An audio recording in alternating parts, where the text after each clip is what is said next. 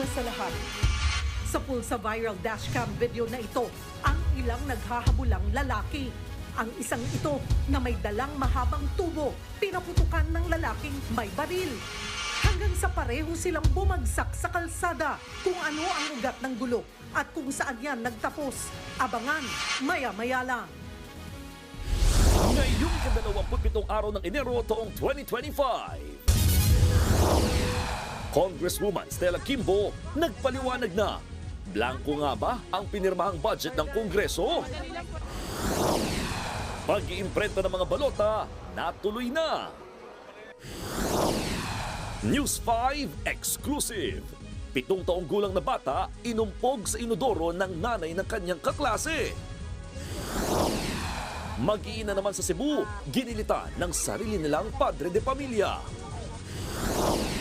3 taong gulang na bata at isang senior citizen patay sa magkahiwalay na sunog sa Quezon City. Babala naman sa mga gustong magpagluta. Babaeng nagpagluta drip na paralisa ang isang mata. Kontrobersyal na teaser ng pelikula ni Direk Daryl Yap tungkol kay Pepsi Paloma, pinabubura na ng korte.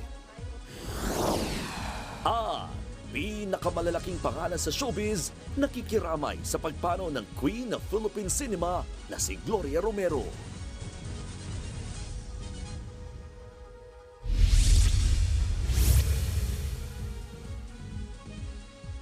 Sa pulsa video, ang habulan na nauwi sa barilan sa Rodriguez, Rizal. Meron ding nanghampas ng tubo at gumamit ng tirador. Sa tindi ng bakbakan, patay ang isang siklista. Live mula sa Rizal, nasa frontline balitang yan, si Gio Robles. Gio, ano ba ang punot dulo ng gulo? Jiggy, Julio, Cheryl, alam nyo, simpleng away kalsada na nauwi sa suguran ng magkakaanak ang dahilan ng pagkamatay ng isang construction worker na papasok lang sana ng trabaho kaninang umaga. Napatigil ang sasakyang minamaneho ng uploader ng viral dashcam video na ito habang dumaraan sa daang Bacal Street sa Rodriguez, Rizal kaninang umaga. Nakaharang kasi sa kalsada ang 2 lalaking nakaitim. Maya-maya, sumugod ang humahabol sa kanila na lalaking may tubo. Dito na bumunot ng baril ang isa sa mga nakaitim na lalaki at pinaputukan siya. Natumba silang 2. Nakabangon ang gunman pero hindi na nakatayo ang may hawak ng tubo. Bago ang insidente, nakunan pa ng video ang lalaking may tubo na sakay ng bike di kalayuan sa crime scene. Paahon siya sa tulay nang biglang mag-cut ang e-trike. Bumaba ng bike ang siklista at kinumpronta ang rider. Ang insidente na yan ang ugat umano ng barilan na nasa pool sa dashcam. Sa video, makikita ang paghabol ng pamangkin ng biktima at asawa nito sa salarin. Sinugod pa ang siklistang si Toto Garcia sa ospital pero nasawi rin kalaunan dahil sa tama ng bala sa baba at dibdib. Bakas pa ang mga sugat sa dibdib at likod ng pamangkin ng biktima na tinirador umano ng isa sa kasama ng gunman. Hindi na raw siya nagdalawang isip na sumugod para rumesbak sa tsuhing tinuturing na niyang tatay. Sa akin po tinutok yung baril ng una. Biglang pumasok yung tatay ko. Inabol niya ng, ewan ko, inimpas niya. Hindi naman makapaniwala ang asawa ng biktima sa sinapit ng mister. Ang liit po na bagay. Papatay sila ng ganun. Nasanggi lang naman kung halimbawang nagkasuntukan sila o ano.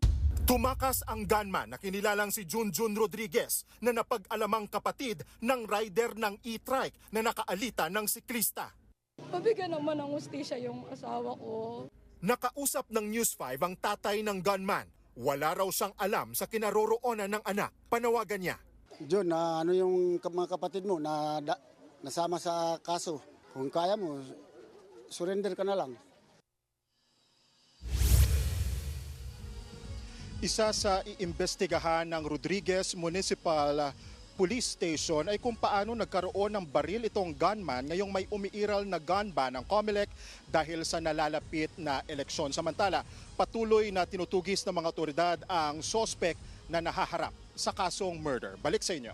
Maraming salamat, Gio Robles.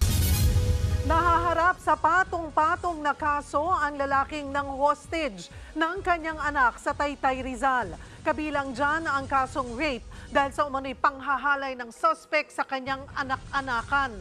Nasa frontline ng balitang yan, si Gary De Leon. Aakalaing shooting ng pelikula ang eksenang ito sa pang-hostage ng isang lalaki sa kanyang 1 taong gulang na anak sa C6 Road, Taytay, Rizal noong Sabado. Tensyonado ang lalaki at tila wala sa sarili habang dinudumog siya at kinukunan ng video ng mga nakikiusyoso. Inabutan ng mga pulis na sinisigawan at pinapalakpakan ng mga tao ang lalaking ng hostage. Delikado raw ito sa buhay ng bata, kaya agad sila nagdesisyon para magkaroon ng negosasyon. Inabot ng 1 oras ang pakikipagnegosasyon hanggang sa nabawi ng mga pulis ang bata at nahuli ang suspect. Challenge dun yung crowd control dahil dinagsa na ng mga tao kasi open kasi siya. No? That's why nagpa-additional tayo ng mga personnel para lang makontain yung area. Wala naman daw nalabag na protocol ng Rizal Police sa paghawak ng hostage situation. Pero ang mala pelikulang eksena, may malalim palang dahilan. Nalaman daw kasi ng suspect na kinasuhan siya ng rape ng kanyang kinakasama. Ayon sa kanyang live-in partner na ina ng batang hinostage, nahuli niya si alias Vin na ginagawa ng kahalayan ng panganay niyang babaeng anak na 13 anyos pa lang. Anak niya raw ito sa kanyang unang asawa. Nagtapat daw ang bata na hinahalay siya ng tatay-tatayan simula ng 5 taon pa lamang siya. Ginawa niyang halo sex toy. Yung bata, tuwing may pagkakataon siya, nire-rape niya. Gusto raw ni alias Vin na bawiran sinampang kaso laban sa kanya pero hindi raw pumayag ang kanyang kinakasama hanggang sa humantong ito sa hostage taking sa 1 taong gulang na bata. Sa huli, bukod sa kasong rape, maharap din ang suspect sa mga kasong paglabag sa Anti-Violence Against Women and Their Children Act, alarm and scandal at illegal possession of bladed weapon. Nagbabalita mula sa frontline, Gary De Leon, News 5.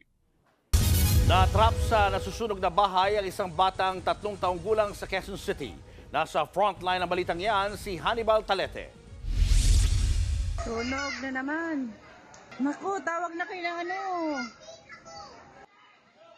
Sa kuha ng video, kita ang makapal na usok na nanggagaling sa kabilang kalye sa Barangay Payatas sa Quezon City umaga nitong linggo. Ang sunog galing sa ikalawang palapag ng isang bahay sa Everlasting Street. Natupok ang 3 kwarto. Paghupa ng apoy, tumambad ang bangkay ng 3 taong gulang na batang babae. Kwento ng mga kaanak ng biktima, dumalaw lang ang bata sa kanyang ama at masaklap, doon pa nagkasunog. May sumigaw na ng sunog. Ito pala pong bata, umakyat po na hindi po namin alam sa taas. Akala niya po siguro may tao doon. Niloloko ko, palikabili tayo, sama ka. Ayaw niya kasi nag-aakyat sa sahigaan. Sabi ko nga, kung alam ko lang mangyayari, pinilit ko na lang kargahin ilabas. Sinubukan pa raw nilang sagipin ng bata. Tinulungan naman pong sagipin din yung bata kasi sobrang lakas na talaga po ng apoy. Iniimbestigahan na ang sanhi ng apoy at kung magkano ang kabuuang halaga. Nagbabalita mula sa frontline, Hannibal Talete, News 5. Sunog din ang dahilan ng pagkamatay ng isang senior citizen sa Barangay Old Balara, Quezon City. Nasa frontline balitang yan si Rainiel Pawid. Halos umabot sa poste ng kuryente ang sunog sa residential area sa Barangay Old Balara, Quezon City kaninang alas 9 ng umaga. Sa di kalayuan, kita ang makapal at maitim na usok dahil sa sunog. Hindi magkamayaw ang mga residente na nagpasa-pasa ng mga balde ng tubig para maapula ang sunog. Ang residenteng si Maria Fontanella nataranta na raw kaya kakaunting gamit ang naisalba. Akala ko away lang. Hindi ko alam na ganyan, sunog na pala. Hindi ko alam kung saan nagsimula yung sunog eh. Natataranta na po ako, sir. Hindi ko alam kung saan ako tatakbo. Sa kalagitnaan ng pag-apula ng mga bumbero, napaiyak ang magkapatid na ito dahil nawawala ang kanilang ina. May nag-ito lang sa akin mga kasama kong driver na yun nga, nasusunog ko yung area namin kaya dali na ako tuwak ko rito. Pagdating ko naman dyan, nasalubong ko na yung pamangkin ko palabas. Yun nga, sinabi niya sa akin, ito si mama, naiiwan sa loob. Ayun po, pinasok ko pero wala na eh. Kaya na ako eh. Wala na ako nagawa eh. Nagpumilit daw bumalik ang 69 anyos na ina sa loob pero di na nagawang makalabas pa. Hanggang sa nakumpirmang nasawi sa sunog ang pinaghahanap na babae. Hindi pa malinaw kung ano ang binalikan ng biktima. Inaalam pa ang mitya ng apoy na nagsimula sa 2 palapag na bahay na wala namang tao. Isang residente pa ang nasugatan. Nasa 70 bahay ang nadamay sa sunog at tinatayang nasa 100 pamilya ang apektado. Pansamantala muna silang naninirahan sa basketball court ng barangay. Nagbabalita mula sa Frontline, Rainiel Pawid, News 5.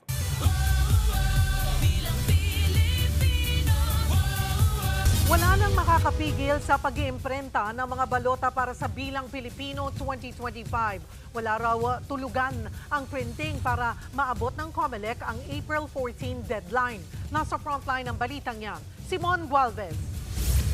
Muling sinimulan ang Take 2 ng pag-iimprenta ng mga balotang gagamitin sa Bilang Pilipino 2025. Halos 2 linggo din itong naantala matapos ipasama sa balota ang mga pangalan ng mga kandidatong nakakuha ng temporary restraining order sa Korte Suprema. Para mapabilis ang pag-iimprenta, pinagana ang 4 na makina mula sa National Printing Office at 2 printers ng Miru Systems. Pinaghatian ng Miru at NPO ang mga balotang ipiprint mula sa 18 rehiyon sa bansa na aabot sa 71 milyon. Dahil dito, nagkaroon ng partial termination sa kontrata ng COMELEC at Miru pagdating sa ballot printing.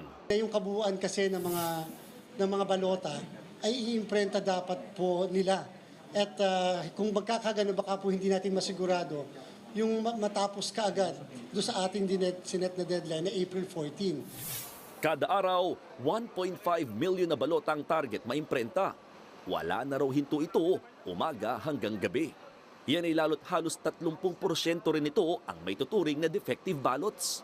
Pagilino ng COMELEC, hindi naman talaga may iwasan ng mga naiimprentang depektibong balota.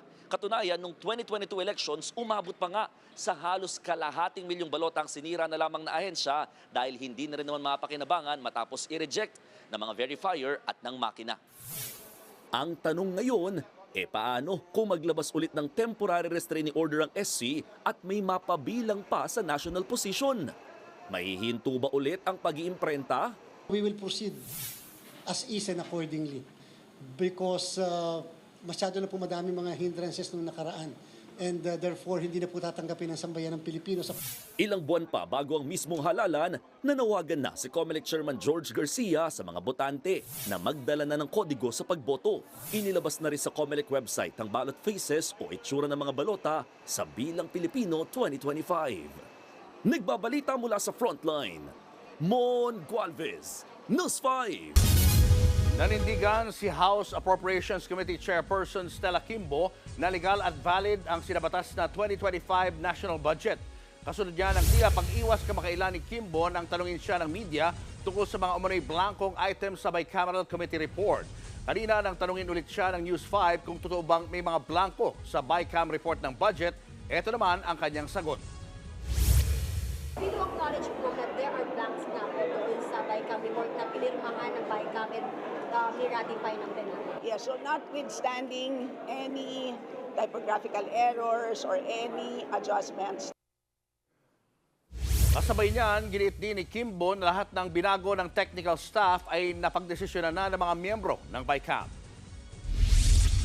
At the point of signing by the Bicam members ay lahat naman po ng appropriations amounts have already been decided upon. Ibig sabihin, lahat po ng naging corrections ng ating technical staff, lahat po yan ay ministerial na lamang. Ibig sabihin, calculator activity na lang po. Sasarang ilang kalsada sa Maynila para bigyan daan ng pagdiriwang ng Chinese New Year.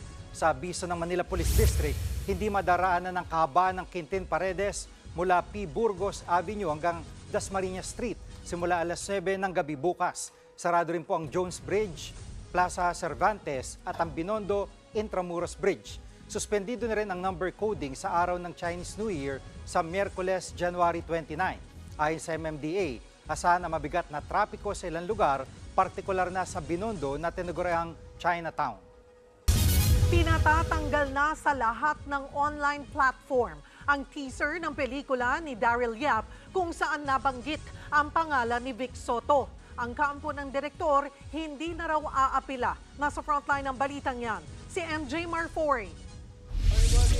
Pinabura ng Muntinlupa Regional Trial Court Branch 205 ang petisyon for writ of habeas data ng aktor at TV host na si Vic Soto laban sa direktor na si Daryl Yap.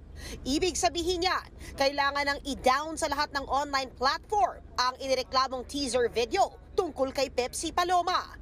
Base sa 20-page desisyon ng korte, kailangang burahin ni Yap ang teaser video kung saan nabanggit ang pangalan ni Vic Soto. Nagpapasalamat naman ang misis ni Vic sa tagumpay na ito na aniya para sa kanilang pamilya at mga anak. Good news siya dahil hiniling talaga namin na ipatanggal ng korte yung teaser video at anumang sensitive personal information ni Mr. Vic Soto sa teaser video, promo materials at iba pang mga postings ni Mr. Daryl Yap. Nakasaad din sa nasabing resolusyon na pinapayagan pa rin si Yap na ipagpatuloy ang produksyon at pagpapalabas ng kanyang pelikula. Nagkaroon ng mediation ng korte, isang proseso kung saan susubukan ng tsansa ng areglo sa bawat kampo. Tinanggihan ni Bossing Vic ang anumang usapin ng settlement at binigyan niya kami ng instructions na ituloy ang kaso. Hindi siya willing to enter into any settlement. Nasa katotohanan ang panig niya. Natanggap na raw ng kampo ni Yap ang desisyon ng korte at wala silang balak i-apila ito. Natanggap na po ni Direk Yap yung copy ng decision as soon as it came out this morning. Sa kasalukuyan po ay meron kaming 5 days, no? Kasi 5 days pa muna bago maging final and executory yung decision. He believes that it is well written and it is fair. Itinanggi rin ni Yap sa korte na politically driven ang pelikula. Ngayong linggo naman, inaasahan ang tugon ng kampo ni Yap kaugnay ng 19 counts of cyber libel na inihain ni Vic Soto. Nagbabalita mula sa Frontline, MJ Marfori, News 5. Arestado ang isang lalaki matapos managa sa Cebu City. Ang suspect ginit na sinaniban daw siya ng masamang espiritu. Nasa frontline ng balitang yan si John Aroa. Nabulabog ang mga residente sa barangay Kalunasan sa Cebu City nang managa ang isang lalaki nitong Sabado ng madaling araw. Kung ano mong kanyas ka doon, di na ni madati. Uy, kami tinahasol mi te. As in, kami wabod mi tulog, ay kuyawan mi. Sige naman na siya bit-bit o kuan, kutsilyo, kundi sundang. Agad na dumating ang SWAT team at pulis sa lugar. Niransak nila ang bahay ng sinasabing nanaga. Manggukod pag ganin na siya direk sundang. Matapos ang ilang minuto, nadakip ang suspect na si Ricardo Lawas, 40 anyos, construction worker. Ang kanyang tinaga, duguan at halos maputol ang dalawang daliri. Kinilala ang biktima na si Roderick Taruna, 45 anyos at kapwa construction worker ng suspect. Kwento ng biktima, nakaupo sila sa volleyball court kasama ang kinakasama at isang kaibigan nang biglang dumating ang suspect na may daladalang itak. Bigla lang tumakbo, papunta sa amin. Yun na lang, napasok kami basta-basta. Hinarap ko na lang siya kasi ang inaalala ko yung asawa ko saka yung mga katabi kong nagpupuan sa ano ba. Baka sila yung tamaan sa itak. Nagpambuno ang dalawa dahilan para mataga ang kanyang daliri at madapisan ang muka. Pagkatapos ng pananaga, umalis ang suspect. Aminado ang suspect sa nagawang kasalanan pero depensa niya. Parang may pumasok sa akin na hindi ko maintindihan. May sumanib sa aking katawan at isip na elemento, hangin o masamang espiritu. Di ko na maalala na blanco na talaga ako nun. Nagsorry siya. Samantalang ang mga residente, takot naman ang nararamdaman, lalo pat hindi raw ito ang unang beses na nanakit ang suspect. Nakakulong na ang suspect. Maharap siya sa reklamong frustrated murder. Maging ang ina ng suspect, gusto ring nasa kulungan ng anak para raw magtanda. Nagbabalita mula sa Frontline, John Arua, News 5. Binigyan ng executive clemency ni Pangulong Bongbong Marcos si dating Iloilo City Mayor Jed Patrick Mabilog. Sakop ng pardon ang lahat ng kasong administratibo laban sa dating alkalde. Ayon kay Executive Secretary Lucas Bersamin, ginawaran ng pardon ng Pangulo si Mabilog dahil naipaliwanag naman niya kung bakit hindi niya nasagot ang mga aligasyon sa kanya nang alisin siya sa pwesto ng ombudsman noong 2017 matapos natulang guilty sa kasong may kaugnayan sa paglobo ng kanyang yaman noong 2012 hanggang 2013. Matatandang biglang umalis pa Amerika noon si Mabilog dahil sa pangamba sa kanyang buhay nang idawit siya ni dating Pangulong Rodrigo Duterte sa ilegal na droga. Ngayong nabigyan na siya ng pardon, kinumpirma ng palasyo na pwede na rin ulit tumakbo sa kahit anong posisyon sa gobyerno si Mabilog. Showbiz, eto na nga! Mga kapatid, eto na nga ang mga latest showbiz balita ngayong Lunes. Another award-winning star is joining Into the Woods. At walang iba kundi si Miss Eugene Domingo. Sa announcement ng theater group Asia, gaganap si Eugene bilang nanay ni Jack sa kwento ng Jack and the Beanstalk. Ang Into the Woods ay isang Broadway musical ni Stephen Sondheim. Nauna nang kinumpirma ng TGA na muling gagampanan ni Lea Salonga ang role ng The Witch, the same role she did 30 years ago. Susunod, babaeng nagpa-gluta drip na maga at naimpeksyon ang mata. Content creator na si Rosmar atras na sa pagtakbong konsehal ng Maynila. Bakit kaya? At Alex Gonzaga muling nakunan sa ikatlong pagkakataon. Abangan ng lahat ng yan sa pagbabalik ng Frontline Pilipinas.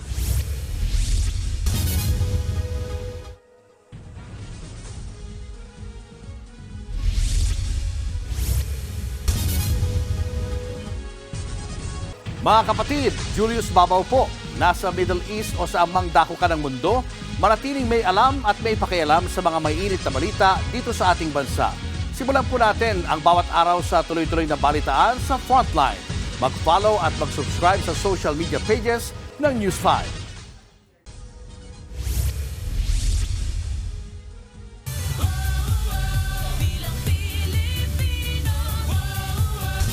Planong umatras sa pagtakbo bilang konsehal sa Maynila ang content creator na si Rosmar Tan Pamulaklakin. Sa panayam ng News 5, sinabi ni Rosmar na ang dahilan kung bakit niya gustong umatras ay dahil sa mga basher na minamasama raw ang pagtulong niya sa mga hindi taga-Maynila. Hindi pa naman formal na binabawi ni Rosmar ang kanyang Certificate of Candidacy. Nabash lang po ako lalo na tumatakbo, na parang nahusgahan lang po yung mga pagtulong ko. Gusto ko pong i-clear yung bagay na yun na hindi po ako tumutulong dahil tatakbo. So, willing po ako mag-withdraw po ng candidacy. Samantala, ginit ni Rosmar na FDA-approved ang binibenta niyang beauty products kasunod ng babala ng Food and Drug Administration sa isa sa kanyang mga produkto. Plano niya raw ipan-lift sa FDA ang naturang warning sa produkto. Tinanggi ng re-electionist na si Senator Amy Marcos ang aligasyong umabot na sa 1 bilyong piso ang nagastos niya sa TV at radio ads para sa Bilang Pilipino 2025. Ayon sa presidential sister, wala siyang ganong kalaking pera. Nag-ugat ang issue sa report ng Philippine Center for Investigative Journalism kung saan nanguna si Senator Amy sa mga kandidato na malaki na umano na gastos, hindi pa man opisyal na nagsisimula ang kampanya. Ibinase yan ng PCIJ sa datos sa mga survey ng Pulse Asia, Social Weather Stations, Nielsen Ad Intel at parent company ng Facebook na Meta. Gusto ko yan kung may ganyang klase akong pera. Binili ko na lang ng bigas at saka Nutriban para ihatag sa tanan. I wish we could prove and show that in fact we don't spend that kind of money. 24 na Pinoy sa Amerika ang pinadeport pabalik ng Pilipinas dahil sa pagkakasangkot sa iligal na aktibidad. Eksklusibo namang nakausap ng News 5 ang isang dating Pinoy na TNT sa Amerika na umuwi na ng Pilipinas sa gitna ng ipinatutupad na mass deportation doon. Nasa frontline ng balitang yan, si Rainiel Pawid. Matapos ang 13 taong pananatili sa Amerika, balik bansa na nitong Disyembre si Carlo. Di gaya ng karaniwang OFWs, hindi legal ang naging pananatili roon ni Carlo para sa kanyang American dreams. Nakatira po kami sa sa LA, sa Los Angeles. At nagtatrabaho po ako sa isang kitchen. Ako po ay nagluluto, tagapagluto po ko ron, nag-construction paminsan-minsan. Kung saan po may pera, doon po ako pumupunta. Kada linggo kumikita si Carlo ng $1,000, katumbas ito ng higit 50,000 pesos. Isa ito sa mga dahilan kung bakit makailang beses niyang inisip kung uuwi na ba siya ng Pilipinas. Wala pong trabaho dito na maiko-compare ko doon na magbabayad doon sa kinikita ko doon sa nawala sa akin. Pero para kay Carlo, mas mahalaga ang kanyang seguridad lalo't iginiit ni US President Donald Trump ang kanyang mass deportation plan laban sa mga undocumented immigrant.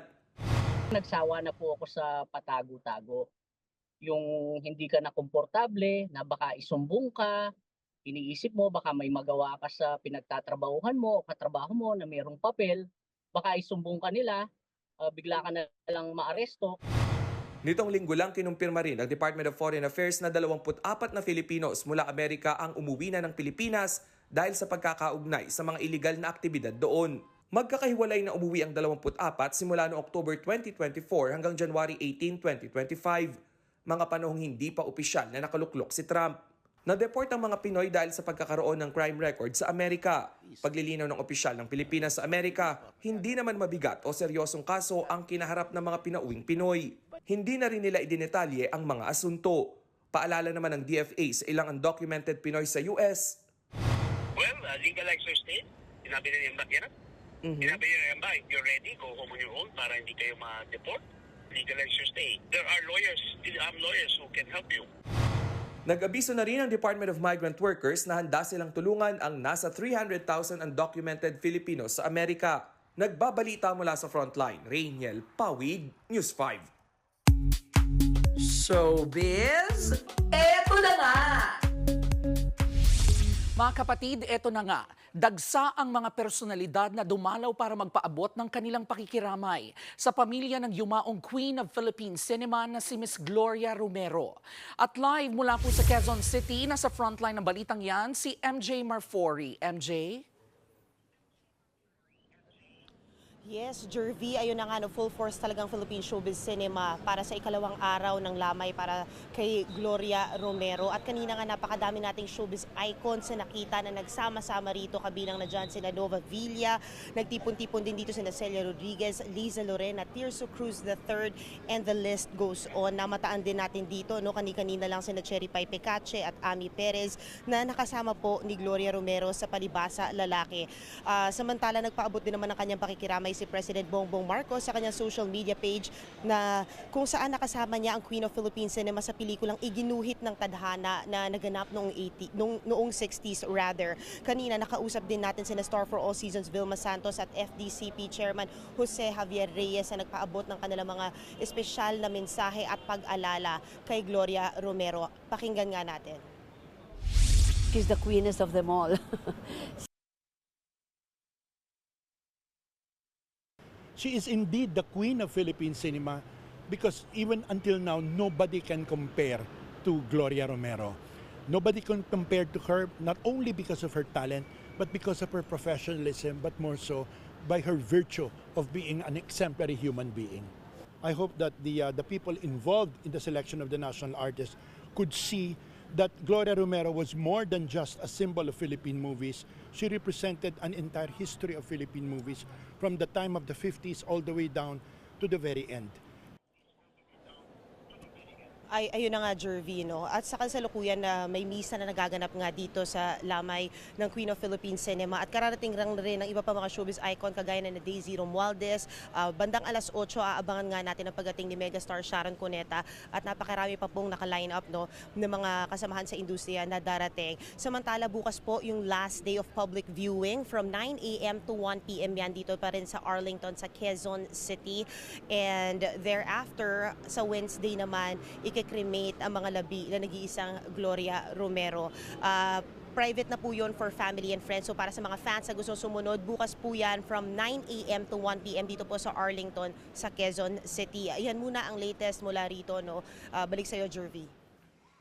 Mula po sa News 5, nakikiramay po kami sa naiwang pamilya at mga mahal sa buhay ni Miss Gloria Romero. Maraming salamat, MJ Marfori. Susunod, 7 taong gulang na bata inumpog sa inidoro ng nanay ng kanyang kaklase. Padre de pamilya sa Cebu, ginilitan ang kanyang misis at 2 anak. At sa pool sa video, babaeng na bad trip sa gwardyang tulog, nagdabog at nagbasag pa ng pinto. Yan at iba pa sa pagbabalik ng Frontline Pilipinas.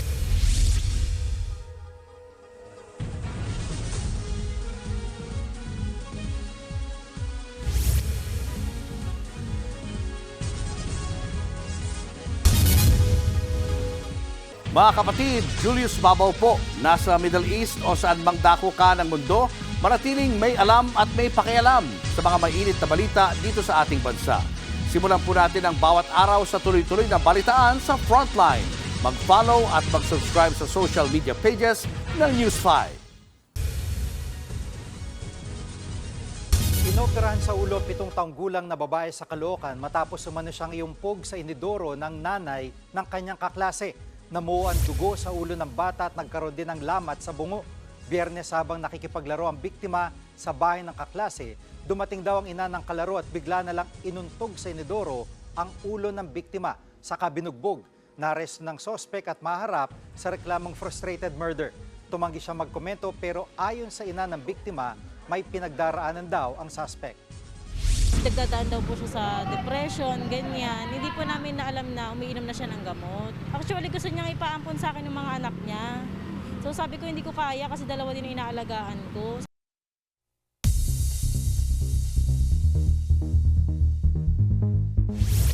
Nagdabog at sinadyang basagin ng isang residente ang pinto ng gusali sa India. Na bad trip kasi siya sa gwardyang tulog mantika habang naka-duty. Narito ang Frontline News Abroad. Mag-aalas 2 na madaling araw, mahimbing ang tulog ng gwardyang nagbabantay sa gusaling ito sa Greater Noida, India. Maya-maya, isang babae ang nagmamadaling binuksan ang salaming pinto ng gusali. Noong una, sinilipan niya ang tulog na si Q. Nang wala itong reaksyon, dito na niya pa ulit-ulit na binuksan at sinara ang pinto hanggang sa tuluyan itong mabasag. Dahil dyan, nagising na rin sa wakas ang tulog mantikang si Q. Nag-walk out naman ang babae. Sa isa pang video, kitang sumakay sa elevator ang babae at sinigawan ng si Q.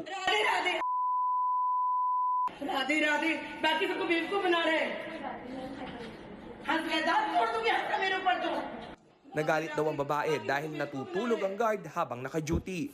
Inireport na ng pamunuan sa mga pulis ang paninira ng pintuan ng residente. Nagbabalita mula sa Frontline, Rainiel Pawid, News 5. May nagbabalik para maghatid ng Frontline News sa sports. Makakasama natin muli si PBL star Fifi Sharma. Welcome back, Fifi. Maraming salamat, Cheryl. Tinambakan ng Magnolia Hotshots ang guest team Eastern para manatili sa playoff race sa PBA Commissioner's Cup. Nakabuild kaagad ng double-digit advantage ang Hotshots at hindi na ito binitawan hanggang sa matapos ang laro. Nanguna sa opensa ng Magnolia si Ricardo Ratliff with 25 points, 16 rebounds at 7 assists. Umakyat sa 5 wins at 6 losses ang record ng Magnolia, kapantay ng NLEX Road Warriors. Bumaba naman sa 7-4 ang win-loss record ng Eastern. Makakaapekto yan sa kampanya nila para sa twice-to-beat advantage. Sumandal din sa early advantage ang TNT Tropang Giga para pataubin ang San Miguel Beermen. Sinubukang humabol ng Beermen sa 4th quarter pero masyado nang malaki ang bentahe ng Tropang Giga. Final score 115-97. Dominating si Tropang Giga import Ronde Hollis Jefferson with 35 points, 21 rebounds, 10 assists at 3 steals. Open daw si dating NLEX Road Warriors guard Kiefer Ravena na bumalik sa PBA. Sa interview ng programang Power and Play, sinabi ni Kiefer na nakadepende ang next career move niya kung saan sila magsasettle ng fiancé niyang si Diana Maki. Isang araw sa tinitignan nilang option ay dito sa Pilipinas. Kwento pa ni Kiefer, lagi pa rin daw siyang nanonood ng PBA games ngayon at nai-impress siya sa talent ng mga players. 4 years ding naglaro sa PBA si Kiefer bago lumipat sa Shiga Lake sa Japan B-League. Kasalukuyan naman siyang nasa Yokohama B Corsair sa parehong liga.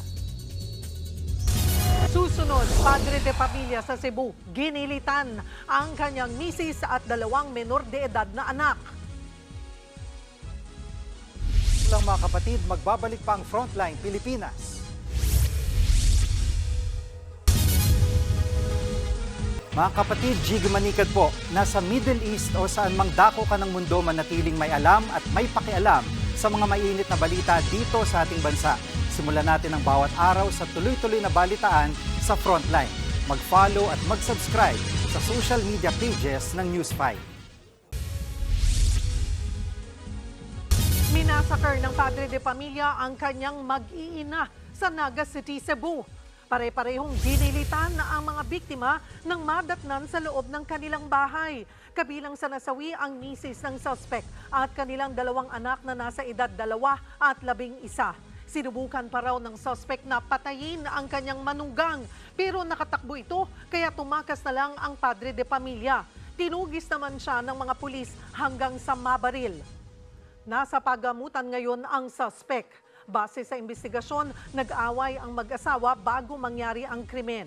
Hindi pa tukoy kung ano ang kanilang pinag-awayan. Pero noon pa raw ay nananakit na ang suspect at lulong din sa droga. Bukod sa manugang, nakaligtas din sa massacre ang 7 taong gulang na anak ng mag-asawa.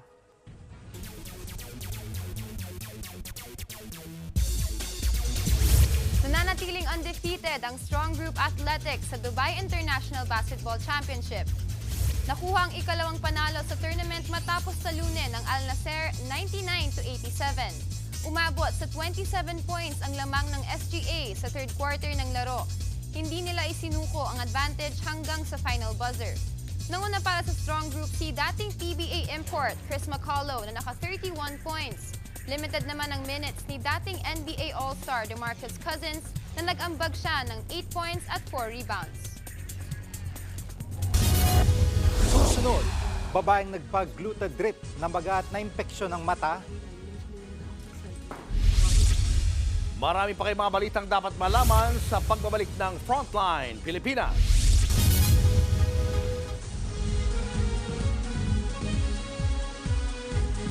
Mga kapatid, Jiggy Manikad po, nasa Middle East o saan mang dako ka ng mundo, manatiling may alam at may pakialam sa mga mainit na balita dito sa ating bansa.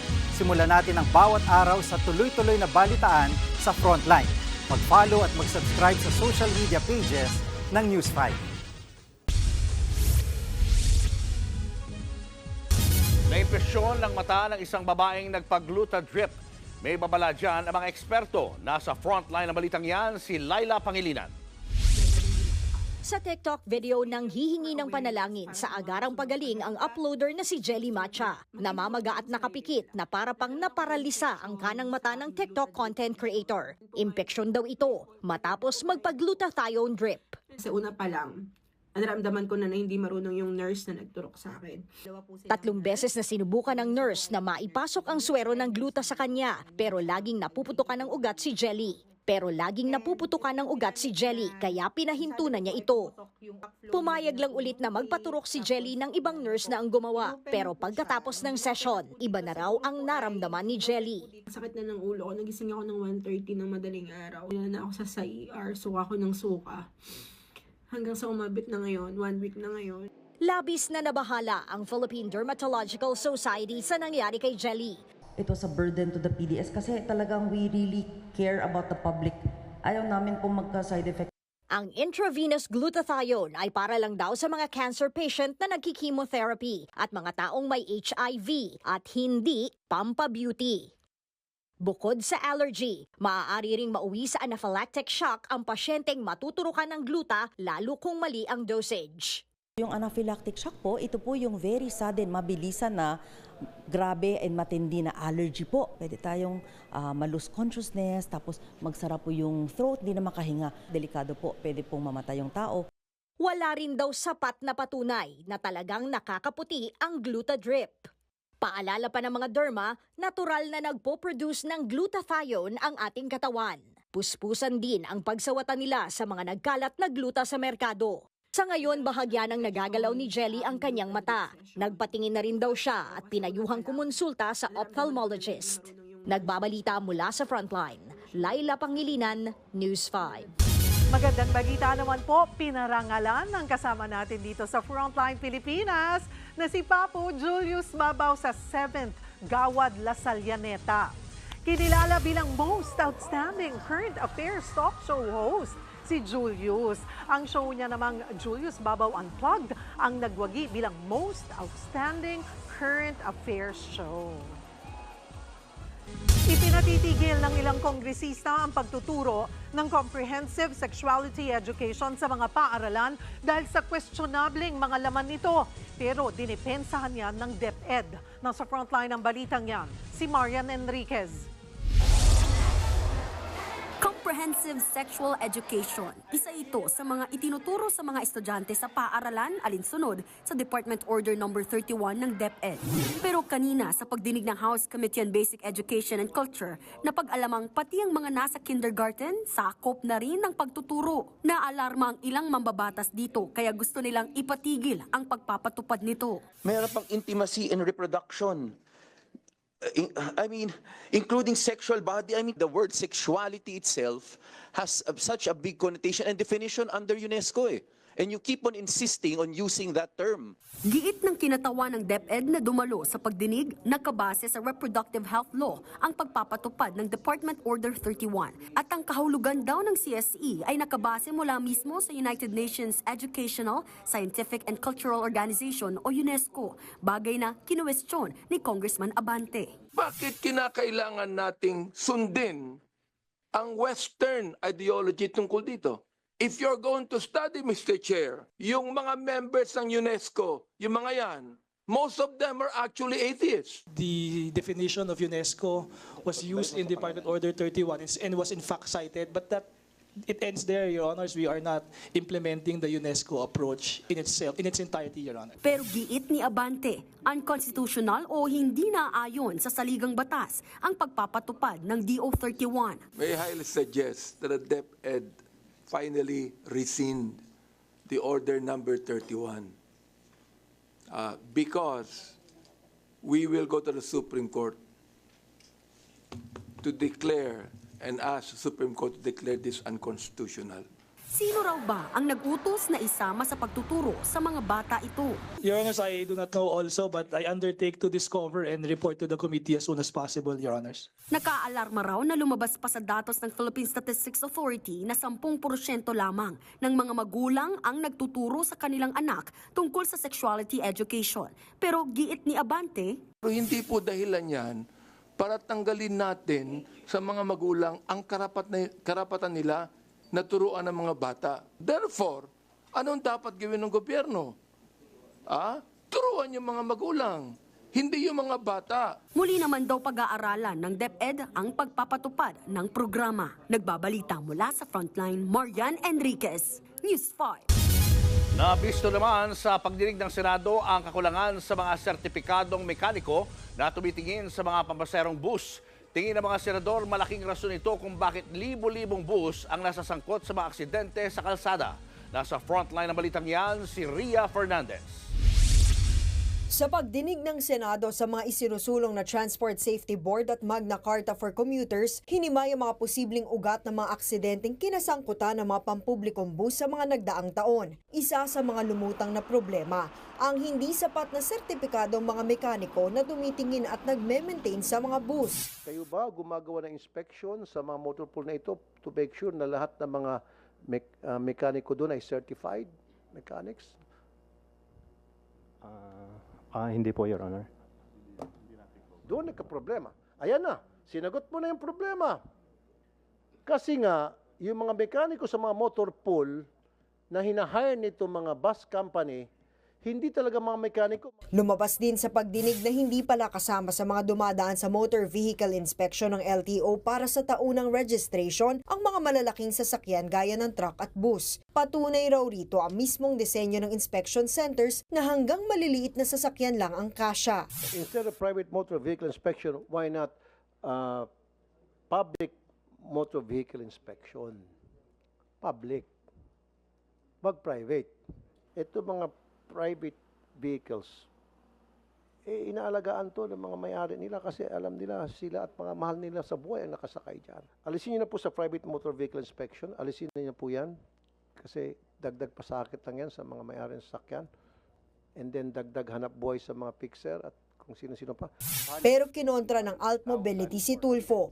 Kung datos daw kasi ng MMDA ang pagbabasehan, mga pribadong sasakyan pa rin ang pangunahing salari ng mga aksidente mula 2017 hanggang 2022. If I can cut you off, sir. Yeah, I agree.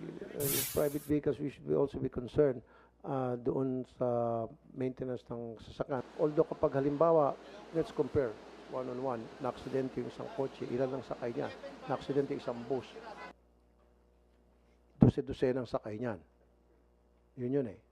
And shouldn't this be a top safety issue, diba? And ito po yung pinag-uusapan ho na. Yes, sir. I'm not debating with you.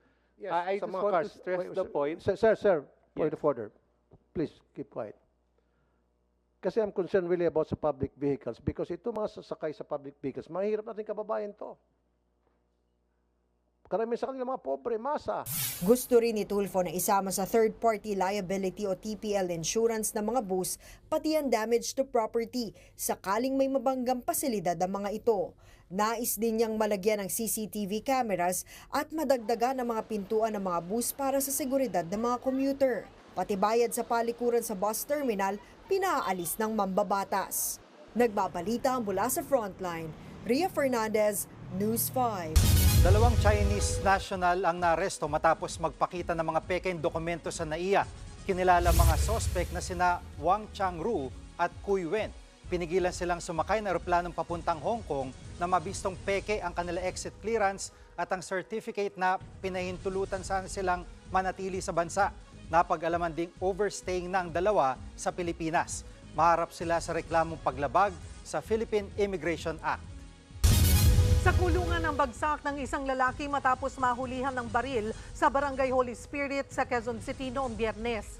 Mismo mga kapitbahay ng 25 anyos na suspect ang nagsumbong sa mga pulis. Nag-amok daw kasi ang suspect matapos makainom. Nakuha sa kanya ang isang baril na kargado ng bala. Wala rin siyang maipakitang dokumento. Todo tanggi naman ng suspect na sa kanya ang na-recover na armas. Pero hindi bumenta ang palusot niya dahil mahaharap pa rin siya sa kasong paglabag sa election gun ban. Himas rehas naman ang isang lalaki matapos mahuli sa buy-bus operation sa Aurora kahapon. Nalambat ang 34 anyos na suspect na si Bonifacio Balanon alias Bonnie matapos magpanggap na buyer niya ang isang pulis. Nang makuha ang droga, dito na dinampot ang suspect. Nakumpiska sa kanya ang 3 pakete ng shabu na nagkakalaga ng mahigit 10,000 piso. Aminado naman ng suspect na nagtutulak siya ng droga pero nagawa lang daw niya ito dahil sa matinding pangailangan. May naitalang bagong kaso ng Mpox sa Baguio. Ayon sa City Health Office, ang pasyente ay 22 anyos na lalaki at walang travel history sa labas ng bansa. Mayroon siyang flu-like symptoms at may rashes sa palad, mukha, braso at likod. Clade 2 ang klase ng Mpox na tumama sa kanya. Nagpapagaling siya ngayon sa bahay habang minomonitor ang dalawa niyang close contact. Na-detect ang ikalawang kaso sa Baguio ilang araw matapos gumaling ang unang pasyente. Hindi raw magkaugnay ang dalawang kaso. Sa buong bansa, 52 kaso ng Mpox ang naitala noong nakarang taon. Paalala sa publiko, lagi magugas ang kamay, magsuot ng face mask at panatilihin ang physical distancing kapag nasa matataong lugar para makaiwas sa Mpox.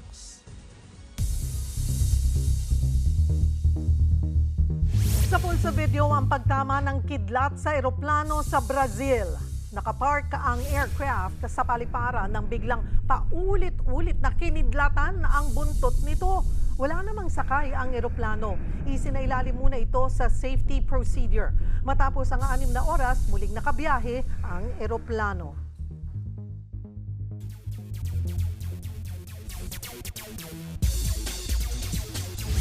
Na-sweep ng Zeus Coffee Thunderbells ang Capital One Solar Spikers sa PBL All-Filipino Conference. Pinahirapan pa ng Solar Spikers ang Thunderbells at na-extend ang unang set. Pero umarangkada na ang opensa ng Zeus Coffee sa 2 pang sumunod na set, papunta sa tagumpay. Naka-15 points si Chini Arroyo para pangunahan ang Zeus Coffee. Naputol ng panalo ang 3-game losing streak ng Zeus Coffee. 4 sets naman ang kinailangan ng Cherry Tigo crossovers para manalo kontra sa Farm Fresh Foxies. Naka-21 points si Princess Robles para sa crossovers. Ito ang ika-5 panalo ng Cherry in 8 games. Nasa 4th seed na sila ngayon sa tournament. At yan ang mga frontline news sa sports ngayong Lunes. Ako po si Titi Sharma.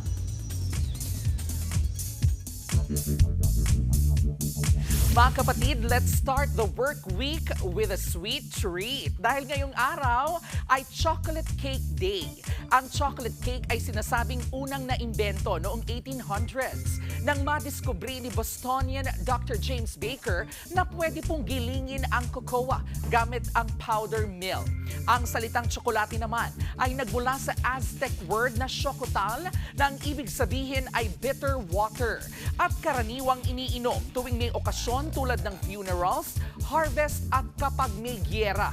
Ang inuming tsokolate ay itinuturing ng mga Aztec at Mayan na aphrodisiac at ina-associate rin sa kanilang gods.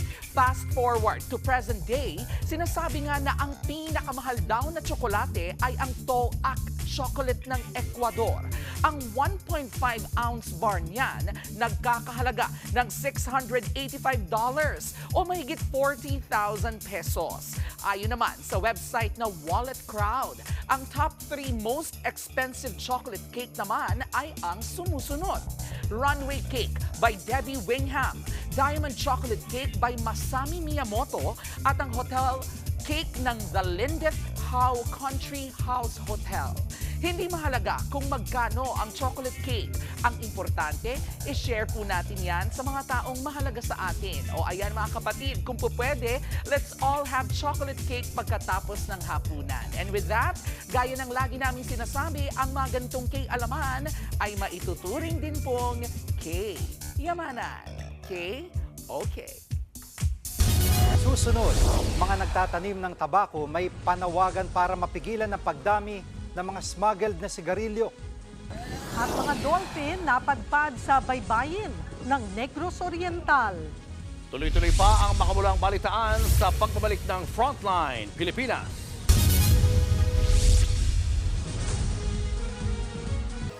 Mga kapatid, Cheryl Cosing po. Nasa Estados Unidos, Canada o saan man dako ka ng mundo, manatiling may alam at may pakialam sa mga maiinit na balita dito sa ating bansa.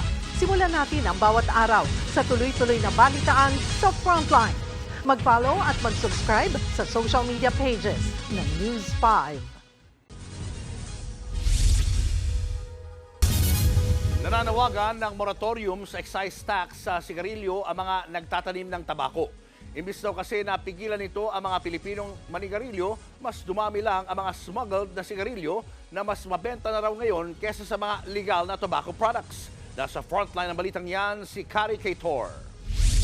Hit-hit dito, hit-hit doon. Kahit nagmahal na ang presyo ng kada stick at kaha ng sigarilyo, hindi pa rin mapigilan ang bisyo ng marami nating kababayan. Ang problema, dumadami ang mga ilegal na sigarilyo sa merkado. Sa datos ng National Tobacco Administration o NTA, lumalabas na paunti ng paunti ang legal tobacco products na ibinibenta sa bansa sa nakalipas na 5 taon. Mula sa halos 74 billion noong 2019, 43 billion na cigarette sticks na lang ito nitong 2024. Mas marami na rin daw ang inaangkat na sigarilyo ng Pilipinas kesa sa ine-export. Hindi pa kasama sa mga bilang ang mga smuggled. There is a trade imbalance as to the volume of import and export. That is a challenge for the tobacco industry that we have to improve our export. Ang kaso, gustuhin man daw ng mga lokal na magsasaka ng tabako na palakasin ang produksyon sa bansa, malaking hamon naman ang tumataas na gastusin sa pagtatanim, gayon din ang kakulangan ng suporta mula sa gobyerno. Naaantala rin daw kasi ang paglalabas ng pondo para sa mga magsasaka mula sa kinokolektang excise tax sa tobacco products. The cost of production is becoming prohibitive.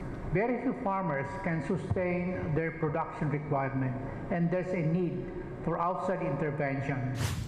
Giit naman ng Department of Agriculture, masyado na raw mataas ang excise tax na posibleng nagiging dahilan din ng pagdami ng illegal na tobacco products.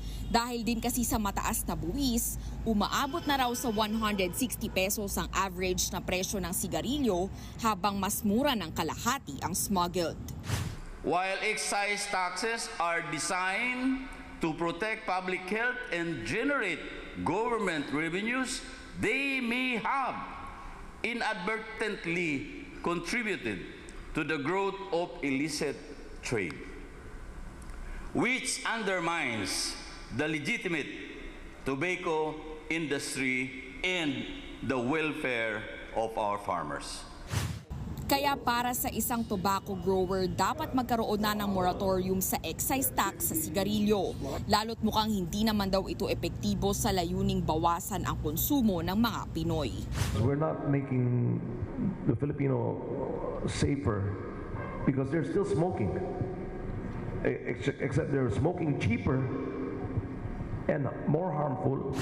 Nakikipagtulungan naman na raw ang DA sa NTA sa paggawa ng isang price index para sa tobacco products. Kaugnay rin ito ng pagpapatupad ng Anti-Agricultural Economic Sabotage Law. Giit ng DA dapat magkaroon ng isang whole-of-government approach. Nagbabalita mula sa Frontline, Kari Cator, News 5. Sinampahan ng ethics complaint si Quadcom co-chairman Dan Fernandez mula yan sa kampo ni Cassandra Leong na inuugnay sa illegal na pogo. Nag-ugat yan sa manoy pagbabawal ni Fernandez kay Ong na konsultahin ng kanyang abogado sa Quadcom hearing. Nasa frontline ng balitang yan si Marian Enriquez. Naharap sa ethics complaint si Quad Committee Co-Chairman at Laguna Representative Dan Fernandez. Ang reklamo, isinampa ni Attorney Ferdinand Topacio, ang abogado ni Cassandra Leong na iniuugnay sa mga illegal na pogo. Ayon kay Topacio, lumabag si Fernandez sa Code of Conduct sa gitna ng investigasyon sa operasyon ng mga pogo. Nilabag daw ng mambabatas ang karapatan ni Cassie Ong na kumonsulta sa kanyang abogado, pati ang karapatan nitong manahimik sa mga pagdinig. Hinarang at pinagbantaan daw ni Fernandez na ipakokontempt si Topacio kung hindi siya titigil sa pakikipag-usap sa kanyang kliyente. This was unprecedented in legislative history in this country na haharangin mo yung abogado at hindi mo palalapitin sa kanyang kliyente during a legislative hearing. Saang planeta po acceptable ang ganoong behavior? Handa naman daw si Fernandez na harapin ang ethics complaint na inihain ni Topacio. Hahayaan niya raw ang House Committee on Ethics na dinggin at magdesisyon dito. May violation tayo, di magdesisyon ng committee. Ganon kasimple yun. Di ba? Harapin natin lahat yan. Nagbabalita mula sa Frontline, Marian Enriquez, News 5. Stranded kahapon ang isang grupo ng dolphin sa bahagi ng Baez City sa Negros Oriental. Namataan ang mga ito sa baybayin ng sitio Pambutan. Ayon sa mga otoridad, nasa 11 dolphin ang napadpad sa lugar at karamihan sa kanila nang hihina na ng ma-rescue. Kasama ang mga Coast Guard at ilan pang otoridad, dinala sa malalim na parte ng tubig ang mga dolphin.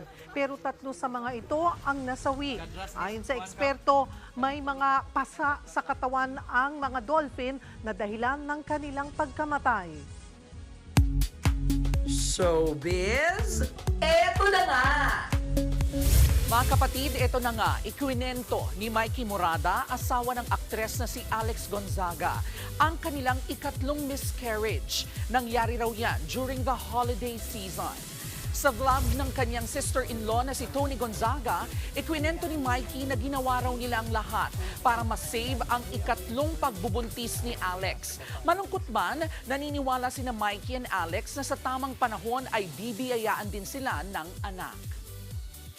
Kumbaga, huwag na tayong expect. Nasa sa kanya pa rin eh. Kaya sabi ko, ang next natin dapat, let's surrender it.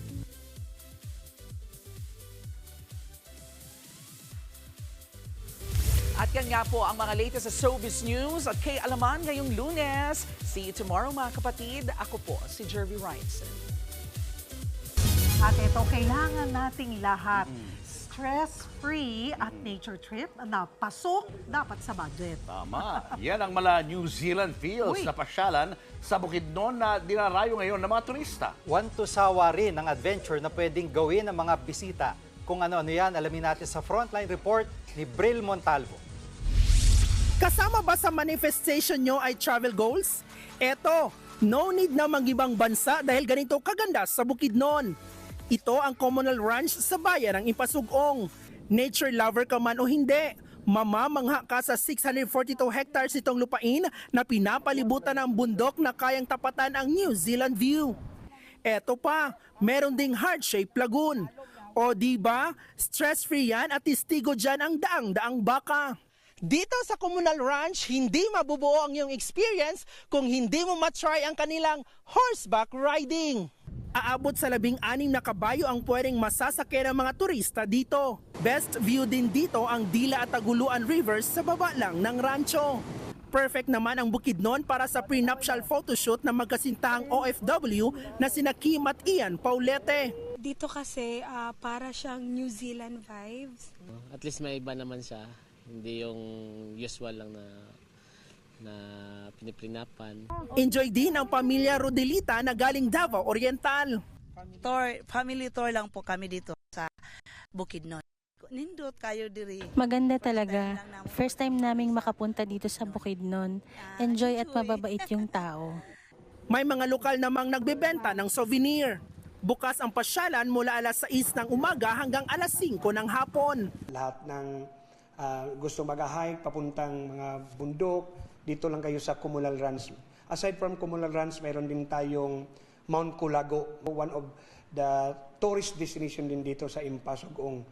Kung gusto namang maligo, merong spring swimming pool ang Center for Development and Recreation. O di kaya itry ang mga waterfalls sa lugar, gaya ng Gantungan, Natigbas at Tugisan Waterfalls. Perfect din pang stopover for selfie ang mga estatwa na simbolo ng 7 tribus sa lugar. Nagbabalita mula sa Frontline, Bril Montalvo, News 5. Ang ganda. Bukidnon. Place to be. Ayan, ipasugong Bukidnon.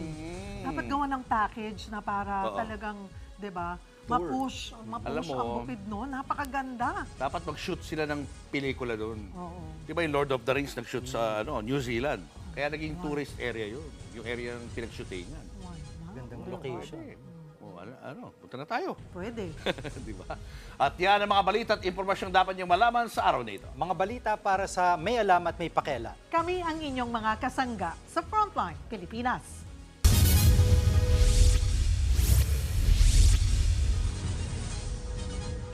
Mga kapatid, Cheryl Cosing po. Nasa Estados Unidos, Canada o saan man dako ka ng mundo, manatiling may alam at may pakialam sa mga maiinit na balita dito sa ating bansa. Simulan natin ang bawat araw sa tuloy-tuloy na balitaan sa Frontline. Mag-follow at mag-subscribe sa social media pages ng News 5.